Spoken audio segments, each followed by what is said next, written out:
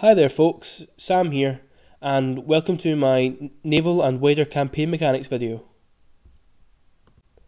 Now, the first thing we have to do is take a wee look at the facts.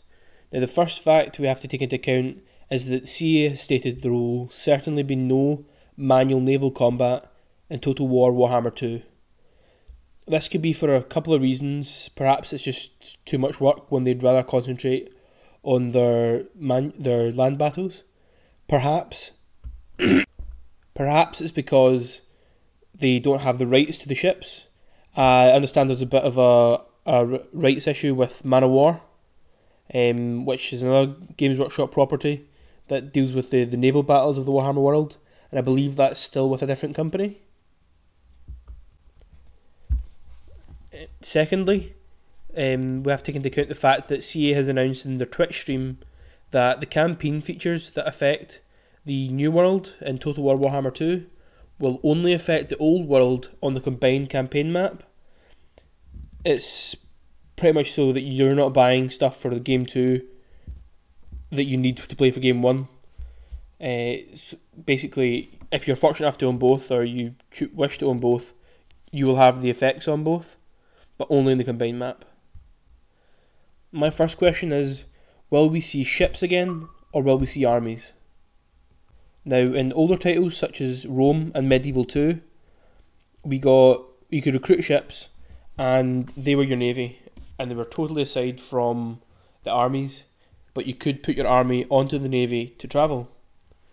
Now, I do appreciate in more recent games what they've done is they've allowed you just to travel anyway on the water, which I do like, but I would like to see ships return in that, especially if we're auto-resolving the battles. I mean, is it just going to be, what happens if 20 ships fights 20 ships? Or is it going to be the two armies that face off at each other on ships? I'd rather just see, if you have better ships, your army will win. Because a lot of units that perhaps make sense in a battlefield would be very, very poor in the ocean. For example, your cavalry, your armoured knights, it wouldn't make sense if they were to turn the day for you on the middle of the ocean. Winged creatures would be overpowered, as would archers, and magicians would just make it crazy. But I'm going to run from here with the theory that you will be allowed to recruit ships and armies, and if you wish, choose to put them together, because they've talked they're going to do a lot of new naval mechanics. So to me it makes sense that you'd want to have navies, but you might not necessarily want to waste armies on these mechanics. But we'll get a bit more into that later. So if we're going to be getting ships, then the first thing that will happen will be ports will be given the option of being growth and income based, or military naval based. We've seen such things in previous Total War games, and I think it works out fairly well. Now, the first mechanic I'd like to address is what effect will being different races have on your naval combat. Now, I understand through Man of War most of the major races do actually have ships, but again they may be tied up in copywriting. So I think the best way to balance the ships is more by race mechanics. So for example, it would be unfair considering the Dark Elves Black Arcs, or the fact that the High Elves have Lothern Seaguard, to then give them an advantage over every other race, like a big advantage, as in their ships are far better. It doesn't seem fair. However, a mechanic perhaps for the Dark Elves, such as bonus to piracy, or for the High Elves, a bonus to attack and defence on the oceans. Both factions should be immune to sea attrition, which I would imagine would definitely be making a return. The vampires, or the vampirates of the Vampire Coast, they should also have perhaps some mechanics. I'm not sure if we'll see them in game as a playable faction, but I have an idea for that I'll talk about later. But they should also have a bonus, depending what they're doing in the water. Other factions, perhaps like Estalia, Talea, they would have a bonus. Marienburg would have a bonus. Perhaps the Empire, but again, then you're getting to the point where every faction is going to have something. You really want your naval based factions, or your navally powerful factions, to have your bonuses. So probably High Elves, Dark Elves, Marienburg, Estalia, Tilea, and perhaps the Skaven, which we'll come to later. Now, I'd quickly like to address the point of there may be some races that just don't have a navy. For example, I'm quite a fan of the Lizardmen, but looking into how they travel, there seems to be only two options. The main one is travelling in portals through the geomantic web and through the realms of chaos, which would mean you'd literally just pick up from one continent and end up in the other. Now, CA has said that there won't be theatres similar to how there was in Empire Total War, so you will be able to sail straight from the old world to the new. So would the Lizardmen simply teleport from the old world to the new? That would be a complex mechanic, but I feel like it might work a bit better, and it would definitely provide more variety between the races. The other possibility for the Lizardmen was there was a model, I believe, of what was called a Pleodon, which was kind of like a spiky turtle. That there was a bunch of skinks on the back of it, but I don't see that being the case for travelling the world. It seems pretty inefficient. So going off the idea that they'll be using a portal, I think the number of portals should very definitely be limited, and I think the time taken in a portal should either be equal to or one more than the turns taken to sail a distance. So if it takes 7 days to sail from Nagaroth to the Empire, I think it should take 7 or 8 turns to go from Lustria to the Empire through the portals. Now, through the portals you are technically passing through chaos, so you should take attrition the same way you'll take attrition on the chaos wastes, and the same way people will be taking sea attrition. I think your portal location should be limited, so perhaps one in Albion, which is quite lore friendly, and I'm not sure where would fit in the lore to have other portals, but perhaps one deep in the chaos wastes, perhaps one in the Badlands, and that's it for the old world. And then you could have a couple, probably definitely in the Temple City of Zlatlan in the Southlands, and perhaps none between Lustria and Nagaroth, potentially because the Dark Elves would try and use it to come back through. Now, whether or not you could disable portals if you're playing against Lizardmen by destroying the base around them or whatever, I'm not sure, but it definitely would add more challenge to your campaign if you constantly had to keep an eye on there in case an army just popped out. Perhaps they could have a feature where when an army, perhaps you could have your 7 turns travelling, but then on the final turn, the 8th turn, the Lizardmen perhaps would be stuck right at the portal gate with a unique map, and that gives you a turn to see them coming. I quite like that idea, to be honest. As for other races using the portals, I'd like to see, if it was the case that they could use other portals, I'd like to see the Lizardmen then be immune to the attrition and the rest of the races suffer it. Perhaps limit it only to Chaos Warriors, who you'd imagine wouldn't have too much trouble in Chaos. Well, they probably would, probably eaten by their own guys, but they should be able to travel through it. Perhaps the High Elves, Dark Elves, because they're quite magically powerful. But I don't think anyone should be able to wander through. Moving on from there, another naval mechanic I'd like to see is the return of trade routes. So, I know there are in Warhammer, but I'd like to see very visible trading lanes from Bretonnia to the Empire, from the Empire to Nordland, to across to the Ulthuan, perhaps from Nagaroth straight down to the Southlands to Skaven cities. Perhaps, in the interest of keeping the game balanced, although the Lizardmen perhaps don't do a great deal of trade with other races, I mean, they might even disable it for races that are non-Lizardmen. You could still have lanes past that way. Perhaps make a point that sailing in the middle of the open sea is more dangerous, so you have to hug the coast and cross the shortest distance, which is probably via Ulthuan or perhaps from Lustria to the Southlands. Having these trade routes, they would just be little AI boats that you don't really need to manage at all. But you would probably, most races, and especially the Dark Elves and the Vampire Pirates, would have the ability to raid these shipping lanes and make quite a profit off of it.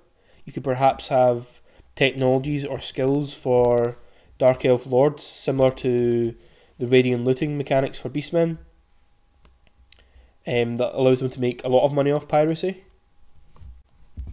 So after piracy, we might also see random events for the ocean. Now we see quite a lot of random events in Warhammer, and most of the time there's nothing you can do about them.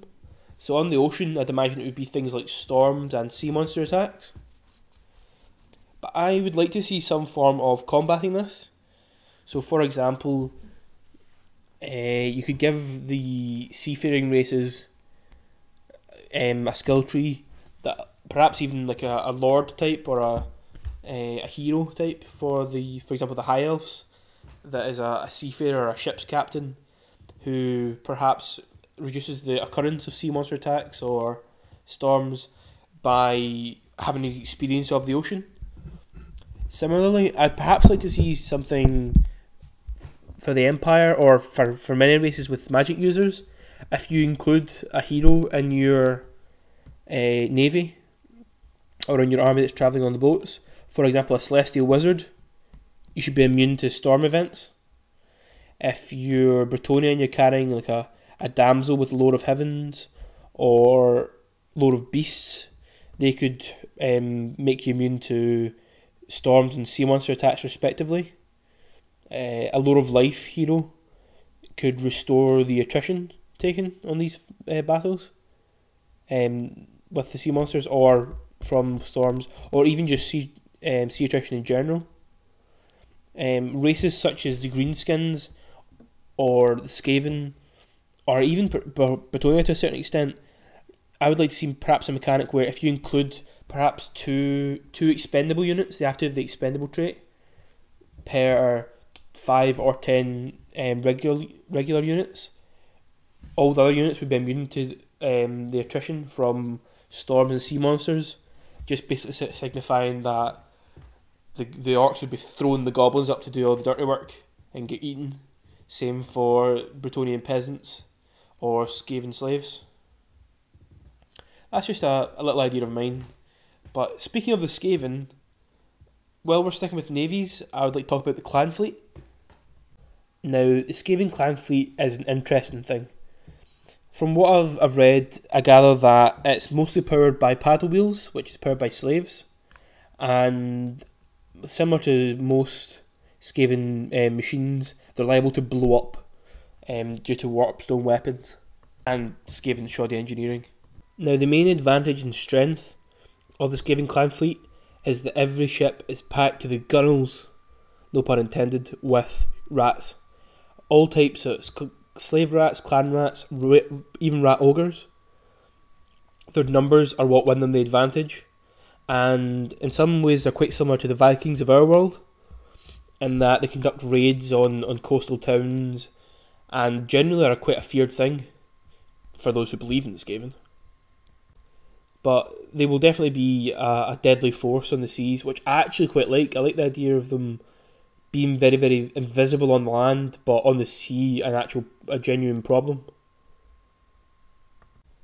So to recap on our naval mechanics, I'm hoping for piracy and raiding, trade routes, seafaring factions with bonuses,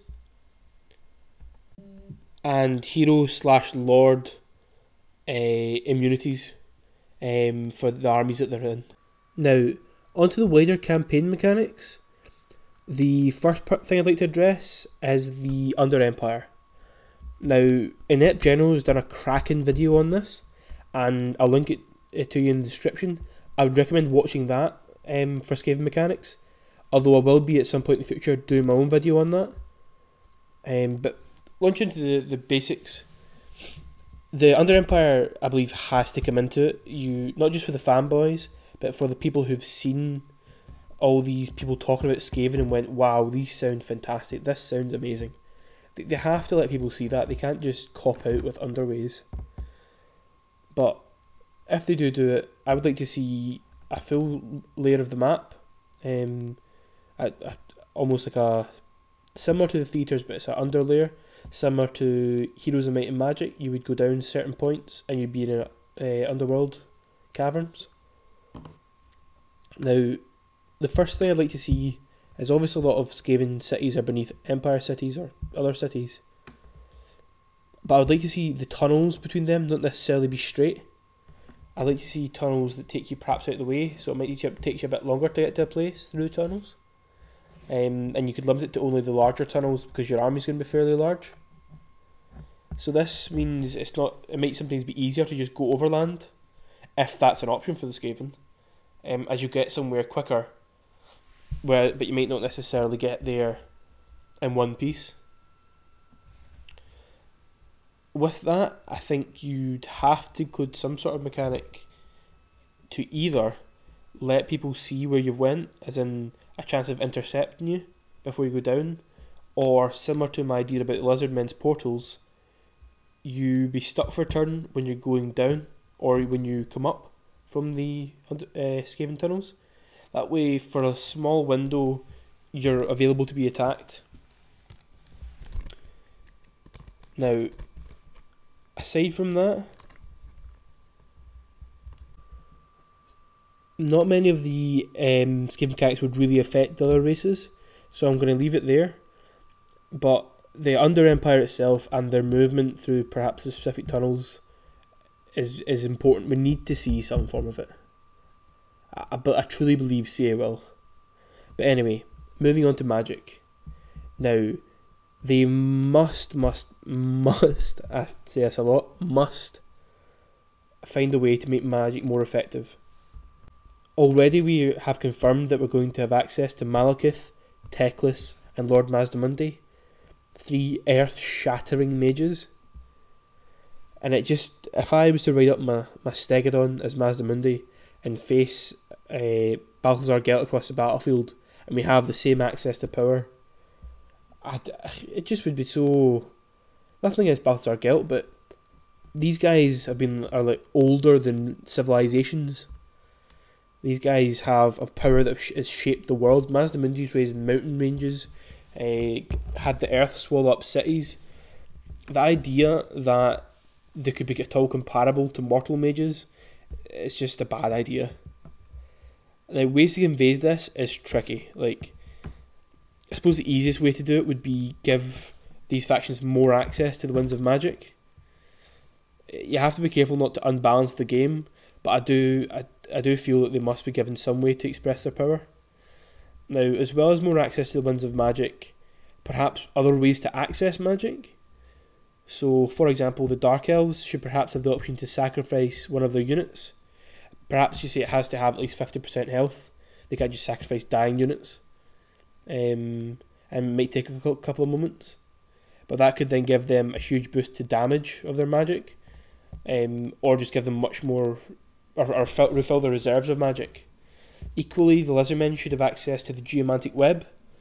Magic from there, unlike Winds of Magic, you can't miscast it, which would be a useful thing all in itself. It would allow you to overcast all your spells.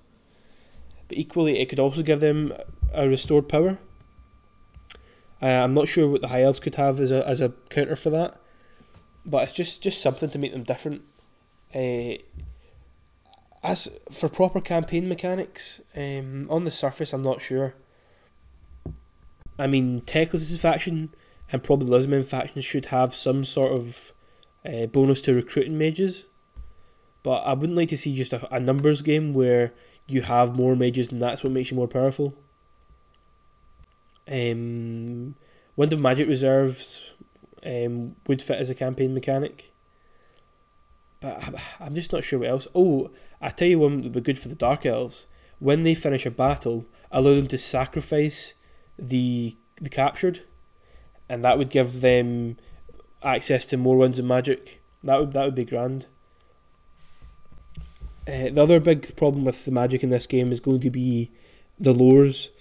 Now, as I understand it, we'll take the Lizardmen for example. So Mazdamundi has access to a lot of geomantic magic, but also he has access to the 8 lores plus high magic. Now, the most we've seen is Manfred von Karstein, who has death magic and vampire magic. So that's 2, and that's manageable. I feel like for many of the casters in this game, they should perhaps have access to hybrid lores where rather than 8 spells from the same lore, you have 4 of each. So each you could have like a celestial and fire tree. You could have perhaps a high, is it definitely for the elves, the high magic tree on its own is perhaps a 3rd tree. And if not that for the lizardmen, then maybe 3 hybrid chains, giving them access to 6 at once. I don't know. They need to find some way to do it. But what that way is, again, I'm struggling. A lot of this game is creating an issue for fans and video makers, I think, in that we don't know how deep into the lower CA will go, how much they'll dare to do, and you're sitting here hoping that they'll go super ambitious and go for something really impressive, but you just can't see how they're going to do it. I mean, these are my ideas for what they could do, but come launch, it could be as simple as, no, you still get the same amount of lores, you get 2 lores per caster, or it could be they've found a way to give us access to all 8. That would be great. I really admire the creative part of Creative Assembly. But anyway, enough brown nosing. Back to this. After the magic, I think you have to take a look at trade. Now, trade's been a bigger and lesser part of the Total War games across the years. I'd like to see resources become more important. So you have to produce resources or capture resources, and that should help you factor how much you make from your trade. I feel like trade should be more of your income, because I feel like not all countries would be completely self-sufficient, and certain races would be after certain resources that would be really high demand. Perhaps they need them to build certain buildings. So for Skaven, that would be the warp stone. Now lizardmen are pretty much shitting gold, so that could be an incentive for other races to trade with them. But obviously lizardmen don't use the gold, but they could perhaps have a resource called relics, which they could trade in, or artifacts, and that seems like something the Dark Elves would be interested in too. As for the High Elves, I understand they mostly engage in trade just for the sake of maintaining appearances, and that's what the nice primitive mud people like. But the idea of deepening it and making it more of a management, you have to manage your resources. I don't mean like a full amber and gold for the Wood Elves. That was enough to manage on that scale, but just a wee little window where it doesn't matter too much, but it's not negligible either. Just again, something that adds something deeper to the game. You want as much replayability as we can possibly get out of this, guys. And there will be a lot. Now, this isn't really mechanics, this next part, but it is a case of what old faces and races will we be seeing in the game. Now, straight off the bat, I mentioned earlier the Vampirates, as I'm going to call them, the Vampire Coast, led by, is it Luther Harkin? Descended from, is it the Red Duke? I believe he's one of the first vampires of Lamia. But anyway, he was shipwrecked, and he's raised a pirate fleet of zombies, and I think he worked with sirens, and basically he's a genuine threat for most races in Lustria. So that, I think you'll see, perhaps not even reskinned, you'll see a lot of the familiar vampire counts races, units. So you might see some of the creatures. I'm sure there's giant undead bats in Lustria as well as the Empire. You could easily see zombies, skeletons, perhaps not the Graveguard or the ghouls, but even a limited roster with just a bit of a unique flavour to it would be really, really nice. I think you're going to see Estalia and Talea, but I think they will just have the same, maybe a couple of units like a Conquistador unit, but I think they will still have the Empire roster, because I think, I'm going to do a DLC video about this, but I think going forward we're going to see much more minor factions than major factions, purely because we're running out. But for now, I think we're just going to see the same roster for the Tileans and the Estalians. Another familiar face we'll be seeing will be the Savage Orcs. That's just a given anywhere you go. We're going to see them again. I'm almost certain we're going to see Chaos Warriors north of Nagaroth. We might see Dwarves in the Southlands, looking for Karak Zorn. We might also see the Bretonnians in the form of Crusader states, which should be quite interesting. But anyway, that's our old faces, and this has been the naval mechanics and the wider campaign mechanics of Total War Warhammer 2. I've been Sam. If you're enjoying the content, please subscribe, but see, even just a like or a comment makes my day. Right, cheers to now, bye bye.